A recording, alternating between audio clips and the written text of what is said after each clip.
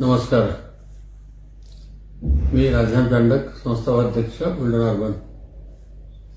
गेल्या 2 दिवसापासून मराठवाड्यातील काही शाखांवर सोनं तारण कर्ज सोडवण्यासाठी काही सभासद गर्दी करत आहेत.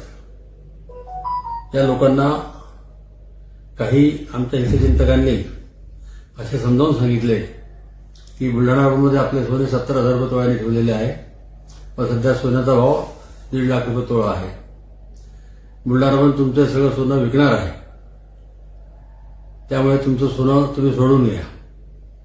आणि त्या ग्रामीण भागातील ऊसतोड कामगारांना यावरती विश्वास बसला व कर्नाटकमधील एका कारखान्यावरून त्यांना पूर्ण वाहनाची व्यवस्था करून दिली की तुम्ही आपापल्या गावात जा, तुमच्या नातेवाईकांना सांगा की बुलढाण्यामधलं सोनं सोडून घ्या.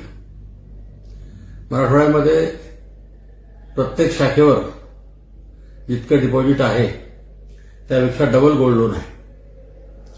म्हणजे आमचे स्वतःचे त्या ठिकाणी जवळपास 400 कोटी रुपये अटकलेले आहेत.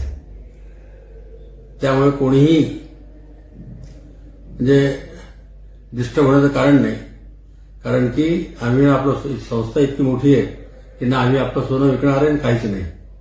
आपण ते तारण ठेवलेलं सोनं आहे, आपण केव्हाही नेऊ शकता. संस्थेची आर्थिक परिस्थिती अतिशय उत्तम आहे. आज 4,000 कोटीची कॅश लिक्विडिटी आपल्याकडे आहे.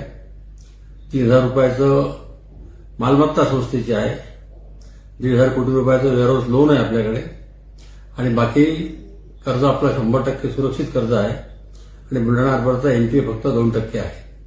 त्यामुळे सभासदांनी विनाकारण घाई करून अशा प्रकार करू नये. त्यामध्ये आपले नुकसान होईल, संस्थेचे नुकसान होईल.